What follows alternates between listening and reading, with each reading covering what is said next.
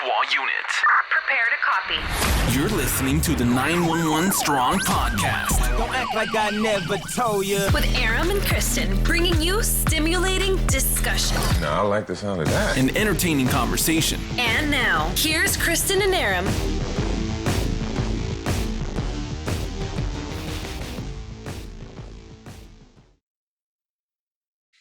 Hey friends, welcome to the 911 Strong podcast. I'm very excited to have a very special guest with us, our friend Isabel Brown. Thanks for having me. Yeah, Thanks for coming on. Yeah. So Isabel's a real interesting person. And before we talk about her, and I know Isabel's real interested, we know that I've been a police officer a long time. Yes, we're going to talk about you. Continue. Everybody knows I like to collect the gadgets, and the best gadgets in the world would be on a shopping mall. If I could create a shopping mall online, it would be all this, my favorite stuff. If someone beat me to it, that's Carolina Defender. Carolina Defender has the best brands, the best products, stuff that I trust, and it's available in it's a one-stop shop. So right now, listeners of our show can use code 911 Strong, pick up anything, put it in their shopping cart, and boom, like magic, a discount appears. Nice. Yeah. So whether you want, if it saves me money, I'd be happy. Not my saving money. Well, purchasing for my husband, I mean, that makes me happy. If I get a discount too. Isabel's an avid shooter. Yes, I sure am. For everybody, men and women. Yeah. So don't forget to check out Carolina Defender. That's carolinadefender.com using code 911 Strong. You can gear up and be like Kristen and Isabel and go out to the range in style. Done and done. All We're right. there. So let me introduce our guest today, Isabel Brown. If her name sounds familiar to you, it should. She's the author of Frontlines, Finding My Voice on an American College Campus. And boy, did she go to some colleges. She went to Georgetown University and Colorado State. Wow. And as if college wasn't enough to go to two prestigious schools, she spends her time talking to college campuses, traveling across the country. Wow. And she's got a lot to talk about because her experience as an intern for the U.S. Senate and the White House gives her that credibility. Wow. No wonder she's a contributor to Turning Point USA. Absolutely. Yeah, if I was a young woman, I would definitely look up to Isabel. Yeah. I'm not a young woman, but I still do. Neither am I. 2021, you can identify as whatever you want, right? Yeah. Exactly. Exactly. You know, I love it. one of the coolest things I think about Isabel is she's so down to earth. No matter how popular she's gotten, she's still taking the time to respond to my messages and connect and comment here and there. And this is someone that's been on the cover of Newsweek magazine. I mean, we're talking. You've done it all already. Yeah. And at such a young age too. So that's amazing. Yeah. Welcome to the show. We're very happy to have you. You're very accomplished. So the title of your book was interesting, Finding My Voice on an American College Campus. You want to tell us a little bit about your book?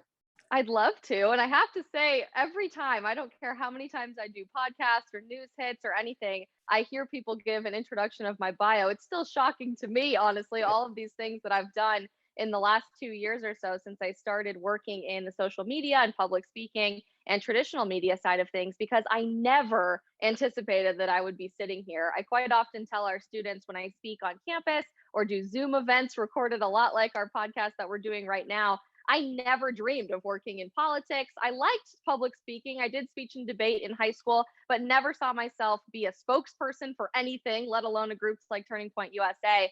And certainly never saw myself going on national television several times a week or recording podcasts and radio and writing a book.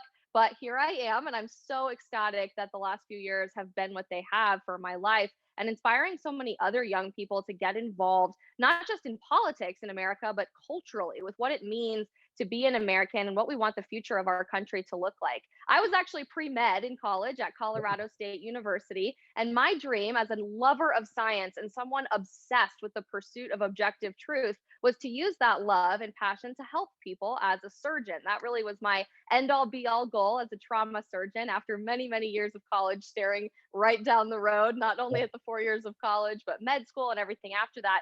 And even in my classes like anatomy and physiology and organic chemistry and physics, we ended up spending a lot more time talking about my professor's political ideology or the climate of the day or what was considered politically correct, and even what we might be forced to do as healthcare practitioners in the future, like providing abortions, and that was a moral and good thing to do moving forward rather than the pursuit of objective truth, science, what everything is supposed to be about in the field of biomedical sciences that I was studying. And inside the classroom, things got so volatile, not just for conservatives, but really anyone who was willing to raise their head above the group and say, hang on a second, that doesn't sound right to me, that I started piquing my interest in understanding where I could find a stronger voice and not be afraid to counter the things that my professors were saying or go against the grain from an academic perspective. I was also very involved outside of the classroom on my college campus in all sorts of stuff, student government and the honors program. I was even a live mascot caretaker for our Ram at Colorado State. Got That's to wear my awesome. cowboy boots with Cam the Ram every football Saturday, which was so much fun and one of my favorite memories and experiences from college. But things were bad inside the classroom, and then they were 300 times worse outside of the classroom when it came to the culture on my large agricultural public school campus in Fort Collins, Colorado. I'm not talking about Harvard or Berkeley or Stanford or Right. Yale. I'm talking about a very traditionally conservative environment in my home state where people were told there are infinity genders, and to suggest otherwise, you're a bigot and you deserve to be expelled from this university. If you said anything against the grain in student government, suggesting maybe we shouldn't have open borders or maybe the First Amendment is worth protecting, you were white power Barbie or a neo-Nazi white supremacist that must be kicked out of student government in order to create an inclusive environment. And I quite literally filled the book on what this was like from my college experience, which just came out a couple of months ago, as you mentioned. But it was so frustrating, feeling genuinely like I was the only person in a sea of 33,000 students that remotely thought the way I did. And right around the end of my sophomore year, I got a targeted Facebook ad that was pink and purple and glittery for something that I'd never heard of before called the Young Women's Leadership Summit from this group called Turning Point USA, which I had no clue under the sun what Right. they believed in or how they operated. And something in my gut just told me maybe that was the answer to feeling so alone in my community and encouraging other people to speak up. So in 2017, I got on a plane to Dallas, Texas, and completely fell in love with TPUSA and everything they were doing from the college campus side of things because they got it. This wasn't just about who ran for president every 4 years or what somebody said during the State of the Union address. Those things are important, but they realized this is a cultural battle that we're fighting and not just a political one as well. So I came back to my college campus in the fall of 2017 and started a chapter, which is essentially a very small club of Turning Point USA in your community, and instantly was public enemy number one in my community. Yeah. I was the homophobic, transphobic, anti-woman, white supremacist girl that everybody needed to correct politically when I stood out there all by myself with a table handing someone a socialism sucks button. But from that moment forward, really, I fell so in love with this movement, with what we're doing every day. And honestly, just telling people the truth. This is so much bigger than having a political argument, but standing for objective truth, for reality on college campuses that have completely rejected that idea, and encouraging people to make their own choices, to think their own thoughts, and really embrace their own direction in this free country. So because I fell so in love with that on my college campus, death threats and threats of violence and everything included, I decided to pursue this professionally after graduation and starting during my time in grad school, exploring the world of social media and public speaking, and today have my total dream job with Turning Point USA. That's amazing. I mean, That's no one awesome. can argue that you're highly motivated, and what you're doing on your platform is amazing. But I think a lot of our listeners who are in law enforcement can really resonate with what you have to say and what you went through, because we're kind of experiencing that right now in our world of law enforcement. People want to silence us. They don't want to see what we're doing is actually good. And then there's a media slant, to fulfill their agenda. What are some of the things that you hear about when you travel the country? Do you get an opportunity to speak with cops, and are you kind of grounded with what's going on with law enforcement right now? I do. And first of all, thank you guys for what you're doing every day as a law enforcement family, getting the word out there, because it's so difficult to understand that there is that solidarity in that community with our law enforcement officers across the country. I think, like many conservative college students, there's this feeling of isolation, like I'm constantly under attack and I don't have a group of people that I can turn to all the time. So that is so important through this podcast, through your social media, and through so many other venues that I see you guys working in the community. So thank you. I often say, especially to older organizations that I talk to, maybe it's a political fundraiser for the Republican Party or a state convention, to people my parents and grandparents' age who may not be so in tune with what's happening on campus today, that these ideas and what's happening on campus and the radical leftism that we're seeing in higher education are so important to reach where they're at, to young people in a language that they understand, because otherwise they don't stay on college campuses. And we've had this sort of revelation, I think, within the last few years of how dramatic that transition is when those ideas graduate with students and permeate our culture every day, the halls of Congress, America's city streets, social media. And we're seeing that manifest significantly as an attack on law enforcement in the last year or so in America. And that all started from college campuses, from young people being told all cops are racist, all cops are white supremacists, they're out to get you, they're enemies of people, they're not interested in keeping communities safe, they're somehow a weapon of the government to come after you in some way. It's very sad, but that targeted propaganda started on college campuses. And I think for so long in America, we've had this assumption that people are invariably going to be leftists when they're young, especially when they're in their 20s or on their college campuses. And there's that old joke that used to be very funny because it used to be true. If you're not in your 20s a leftist, then you have no heart. But if you're not a conservative by the time you get to your 50s, then you have no brain. And everybody thinks that's hilarious, right? Because it used to be so true.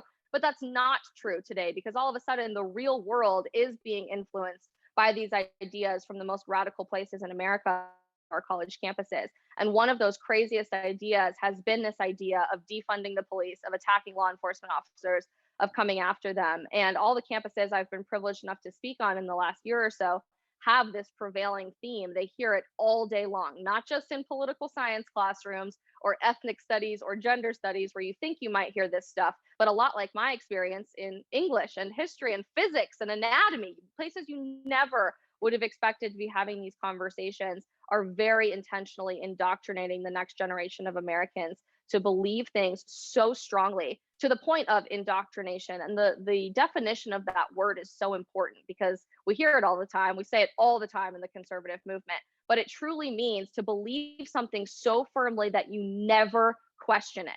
And that is exactly where we are in 2021 America. Young people automatically assume that all people of a certain identity, police officers especially included in that list, are evil, are racist, are white supremacists, are out to get you, or murderers. And that's why we're seeing things happen the way they are today.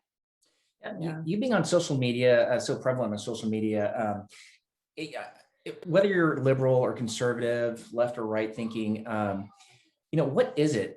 Both sides have intelligent people, yet whether facts are presented, they're viewed in a different manner. For instance, there was that shooting in San Diego. I don't know if you're familiar with it, but there was a body cam footage that was released. And it was a good shooting. It was a justified shooting. The other party had a gun and he shot at the officer, and the officer turned fire and the guy died. The officer happened to be white and the victim, the suspect, happened to be African-American. And so that's all you heard was a white cop shooting a black cop. Why, as an intelligent person who might have liberal views, can't a liberal person understand that the shooting was justified? Why do they try to look past that and attack the officer in the profession? Do you have any ideas? I'm not sure it's that they don't understand. And I think you hit the nail right on the head there. They look past it. They're not interested in seeing the facts presented right in front of them. And I think a lot of that has to do with fear today in America. We live in cancel culture, and that's the reality of our society, where people will lose their jobs, they'll lose their livelihoods, they'll have their family abandon relationships with them if they're bold enough to go after truth. And I always like to remind people, when it comes to my perspective and the things that I'm sharing, yes, it's no surprise I'm a very conservative, patriotic American person, and that comes out in all of my views and my content on social media. But before all of that, I'm a Christian, and I believe that my relationship with God is really what's driving a lot of my political beliefs and ideology. I always go back to what I believe is objective truth, the source of the truth, the way, the life, and that's Christianity, and viewing people equally as all equal beings created in God's image, worthy of the same dignity and respect.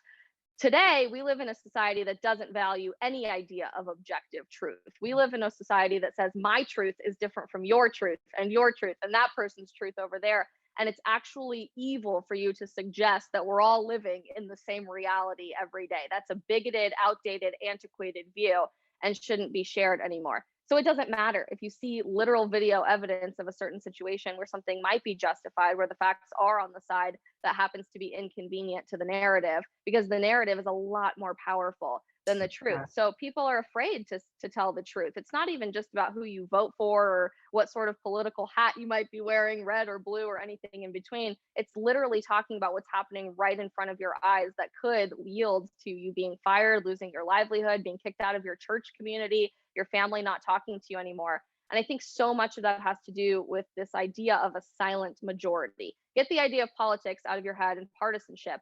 The vast majority of people, I believe, are logical, rational people. They see reality, they understand what's happening, they know what the facts are, but they're afraid to share it. And if we get over this idea of fear and we can get past that hurdle, and everybody is courageous enough to start telling the truth, society's going to look a lot different.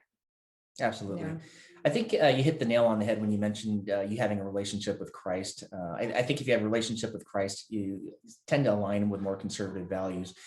So it's no surprise that your influence is Christ, but who are some of your other influences that have kind of guided you towards a more conservative view? I've been so fortunate in the last several years going from a position of a student activist with Turning Point USA to now having a bit of a platform myself. And it's no surprise I've had so much help along the way and some really great mentors that have been able to give me advice and talking points and research and everything in between. I'd say two of the biggest mentors I've had through this process have been Charlie Kirk and Candace Owens, both of whom have really taken me under their wing in the last several years after speaking on my college campus when I was a student and invited both of them separately for events in my community. They are so courageous, but they're also brilliant people. And I think you don't see all the time when you see very short clips on social media or a 15-second soundbite on the news, how much work goes into each of those moments, how much reading, sleepless nights, going through the news, reading books, going back and asking mentors and trusted people in your own life what they think about things goes into every 15-second soundbite. So they've been a huge help and source of inspiration for me, and I'm very fortunate to have them in my life. Yeah, they've kind of followed similar paths. Charlie's a young person also and very passionate about his conservative beliefs. I think it's awesome, the platform you guys built. With that being said, you guys are very relevant across the popular social media platforms. A lot of people have asked why, with all the resources Turning Point USA has, why don't you have your own platform? Have you guys ever talked about that?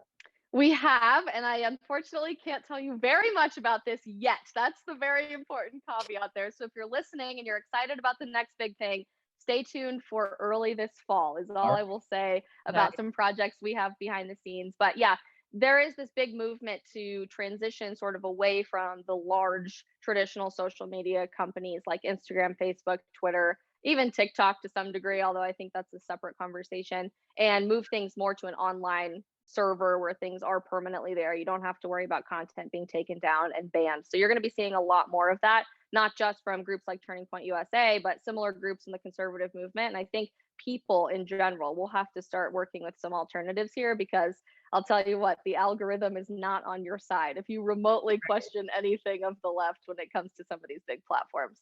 Oh yeah. Yeah, it sucks. So I've been throttled, him more than me. Yeah, I'm more guppy in this issue. It leads me to another question here. What kind of advice do you have for somebody that's listening or watching right now that wants to be the next Isabel Brown or the next Charlie Kirk?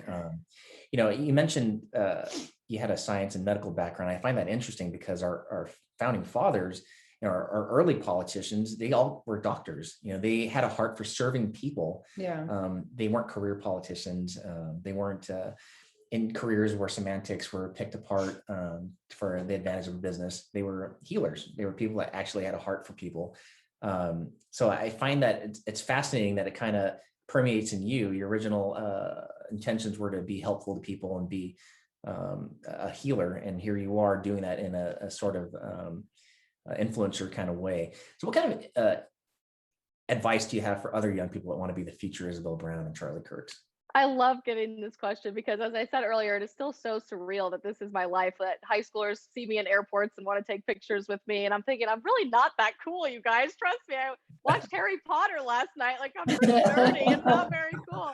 But really, there's no secret formula. And that's what I love to say. This is a very interesting industry because anybody can make it. It's not the traditional media side of things where you need to work at your local affiliate news company and then to your state company and then maybe hope and pray that somebody on the national broadcasting circuit gives you a shot on TV. social media, for all of the headaches that it gives us, is a true gift in that citizen journalism has now risen to the top of this idea of getting information out there. And to be an influencer, I hate that word, by the way. It is my least favorite word. I talk about that all the time in my book. But to have an influence in your community and tell the truth and get information out there, all it takes is your willingness to post something, anything. And it's a lot of experimenting with what you want your personal brand to be. If you're trying to do more written content or video, podcast or YouTube channel or whatever might work for you in the medium that works. But if you're willing to put yourself out there, if you dare to fail, and sometimes things will work and sometimes they will not, and you are willing to grow through that process and ask people for advice and get people's thoughts on the process, anybody can do the job that I do right now. And I love to tell our students that, because truthfully, the job that I do today didn't really exist 4 or 5 years ago. This concept of being a spokesperson for Turning Point USA through social media and having an Instagram TV show every day was not even remotely in our wheelhouse of experience in politics or in culture. So I'm so excited to see what the next few years might look like and what the next big platform could be, and the opportunity to educate people's peers. Yeah, bigger and better from here, I think, is Yeah. I think what's happening. Yeah. Have you encountered any, it seemed like everything you set out for, you accomplished. Were there any roadblocks along the way? 100%. Obviously, Instagram, I always like to say, is a highlight reel of people's lives. So you don't always see the hard parts and the blood, sweat, and tears that goes into some of making this reality from a dream. It's really difficult, and you have to be willing to get up every day and fight hard for the things that you see in your mind as a possibility. Someone who's been really immensely helpful to me through this process has been Brandon Tatum, another really great outspoken police officer in the movement, who used to tell students when he spoke at Turning Point USA conferences that when he wanted to do this, when he wanted to be in public speaking and media, he would sit on planes for family trips that he had to travel for, or work trips, and he would close his eyes and imagine that he was flying to give a speech at some organization or at CPAC, and was inspiring the next generation of police officers to get involved and start telling the truth. And so this idea of visualizing exactly what you see is so important, especially in the creative side of things and the video production side of things. Sometimes I'll have an idea for a standalone video or a series that I see so clearly in my mind that other people cannot picture at all. But if you don't give up on it and you keep fighting for it and you encourage the right people to take a chance on it, you really can make such a huge difference in this movement. And that's really been my story. I asked companies that I had previously worked with and had some experiences with as a student to give me a job that did not exist. I wrote up little business proposals and I asked the people I knew, hey, I have this idea. Can you please give me an opportunity to do it here? And lo and behold, it worked at some places. It didn't at others. And I think that willingness to put yourself out there, to put your name and your reputation on the line for something you really, truly believe in, can be so powerful. That's awesome. Yeah. Yeah. I mean, it's just kind of like that. What is it? The iceberg kind of theory. Like you can see the iceberg on top and the success and everything else, but you don't see the massive amount of works and trials and tribulations. And it's just a testament as to how people come after you when they see you doing something different and speaking out and letting your light shine. And there's others that want to dim it for you. And instead of cowering down and dimming it, you went for it. And it's just something that's possible, like you said, for anybody, that when you see a door open, like jump through it, like the only thing that won't happen is if you don't, you're going to remain the same. So even if it doesn't work and that one closes, like you're back where you started and you just keep moving down to the next door that opens, and that's exactly. We're going to accomplish any type of growth is by continuously stepping through each of those doors outside of our comfort zone and just continuing to let your light shine. So that's actually one of the big reasons I wrote my book too. It wasn't just so I could expose what's happening on campus from the student perspective, which really hadn't been done yet in the movement. We hear a lot about the crazy protests when Ben Shapiro or Charlie Kirk speaks, but you don't know that 6 months later, the student who invited them is getting Fs on their papers or people coming after them with death threats. So I wanted to expose that. But beyond that, I wanted thousands of other college students to know you're not alone in getting so attacked by your peers, the people who sit next to you in class, from your administration. You're not alone in the failing grades and people doxing your address online where you live. That happened to me when I was in college. It's scary to be an outspoken conservative today for a while until you realize there's a massive community on college campuses across the country that's feeling exactly the same way you are. And this idea of pushing through that fear and continuing to knock on all the doors and use your voice instead of letting other people dim your light is so important. Because imagine if the first time Charlie Kirk ever got resistance from the left, he had just stopped creating Turning Point USA, or Candace Owens had a nasty tweet written about her, so she just stopped talking, or the first death threat that I got from my college campus when I was a student shut me down enough to no longer be excited about advocacy and activism and continue speaking out. If you're willing to push through that, and it is scary, we know what we're asking young people and every American really to do today. If you're willing to go through what's hard, there's so much reward at the end of that. Absolutely. I think what you're doing is fantastic. I think your book is going to be a huge success. I think what you do on your Instagram channel with Freedom Seeds is amazing. How do you come up with all the topics? I mean, you come up with a new one almost every day, I think. And I do. Yeah. It's a daily show, Monday through Friday. And really the concept was to create an opportunity for young Americans to have access to a fact, not opinion or what I think about something, but a verified, certifiable fact with a source that then they can use to have those important conversations in our culture, whether that's in academia, on social media with their friends, or really anywhere else in their life, to change people's minds and to make a difference and start having those important conversations that young people aren't being encouraged to have right now. I'm a huge nerd. That's no surprise. I have my master's degree in biomedical sciences, policy, and advocacy. So basically, how the government handles all kinds of science from healthcare to NASA. And I love reading. That's a huge part of who I am and how I grew up. So I love reading policy briefings and Congressional Research Service reports and all kinds of very complicated things. And I've been told one of my big strengths in the movement is that I can take these really complicated subjects and break them down into very easy to understand, digestible nuggets of information. So when I was working with our Turning Point USA productions team, I wanted to create some sort of avenue where we could do that in a way that kids could write their research papers using this information, or talk to their professor and say, no, you're wrong, and I have a fact to back that up, in a very short 1-minute video. So we do that Monday through Friday every week. And I film all 20 episodes for a month all at once. So it's a lot of filming, a lot of research and writing, and lots of reading on the back end for me. I come up with the topics through a variety of ways, but mainly if I'm seeing something in the news with a very prevailing narrative from the left that I know has nothing to do with facts, I typically try to backtrack and retrace my steps from how we got to that point societally and culturally to the original fact and what people actually need to know about that. For example, are you really more likely as a Black American to be killed by a police officer when you get pulled over? No. And here's the actual facts associated with that. So that'll be a fun episode coming out this month, and hopefully that changes some minds on the subject. But that's a great example of just one of many, many topics that I cover, and hopefully getting the truth and facts out there will hope to change some minds. That's awesome. Amazing. That's something I look forward to seeing. The problem we run with sometimes with facts is they just fall on deaf ears. But I think when it's produced and packaged in such a way that you're presenting it, it might more people might be apt to listening to that. Especially those on the fence. Yeah.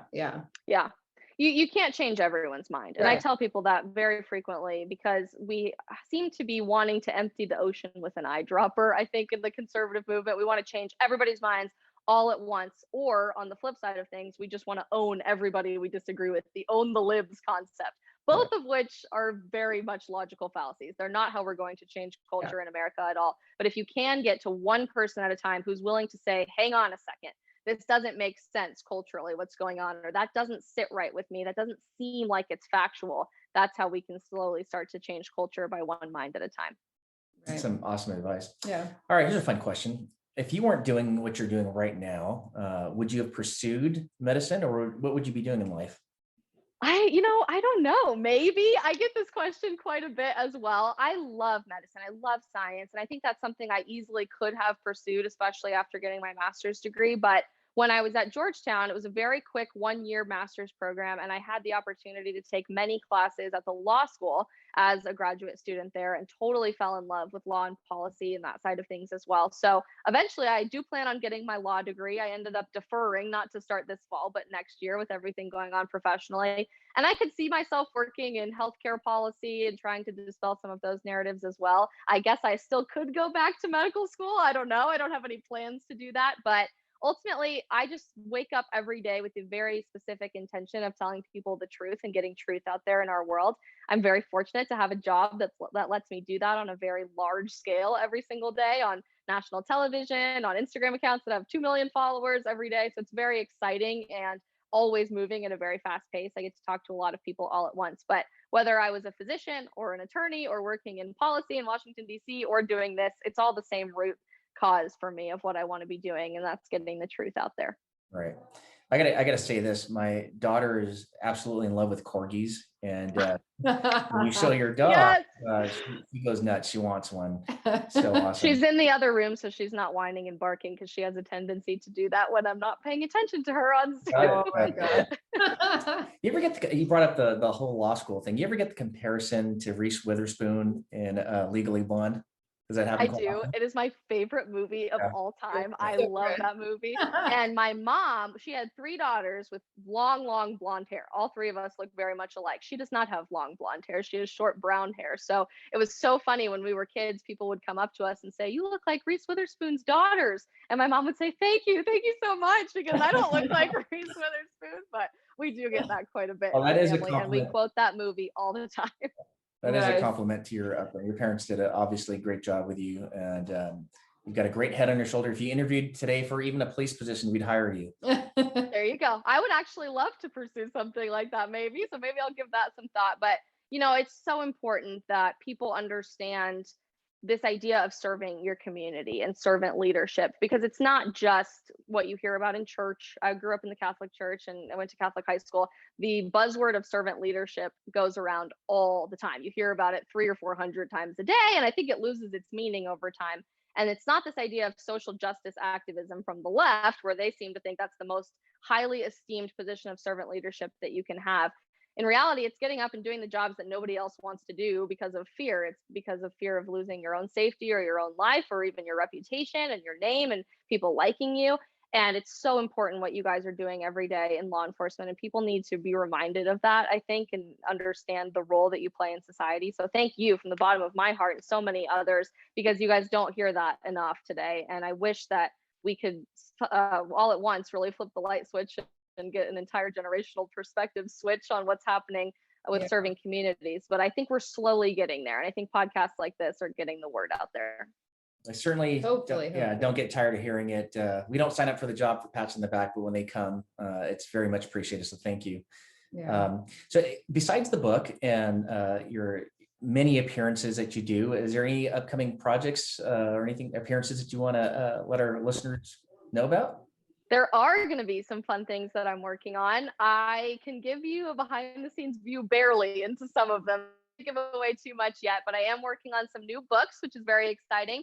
Not just exactly what my last book, like a nonfiction chapter book for adults, but maybe some kids literature out there too here pretty shortly, which I'm excited about. And we have all kinds of fun stuff coming out with Turning Point USA. I'm a big face of a lot of that here in the next few months. So mid-September, I would say, is probably the time to start watching out for that. But there's going to be so much more content for you to interact with, not just really political all the time, because I think we're all a little tired of that, but true American of freedom, of liberty, of our families, of getting back to our roots of what it means to live in our culture in the world. So I can do that with anybody who's listening, and stay tuned for more info on that. Well, I'll take that teaser. I'm excited. Yeah.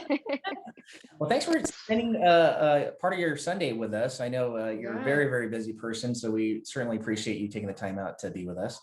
It means a lot. I can't wait to hear you speak more on stage next month in a few days. I know it's going to be so soon. I turn around all the time, and the next event is already here. So YWLS will definitely be a highlight of the summer. Yeah, it'll be fun. Yeah. Well, sorry, Aram. No. If I could be there, I would. Maybe I'll identify as a young woman. I don't know. We've actually had so many people, even on our staff, who are men saying, well, can I just identify as a woman for the conference? No, sorry. Well, I'll certainly catch up with you guys at the next event that I'm allowed to go to. But yeah, we enjoyed this time so much with you. Thank you so much. And we'll catch you guys next time. Thanks, Isabel. Thank you.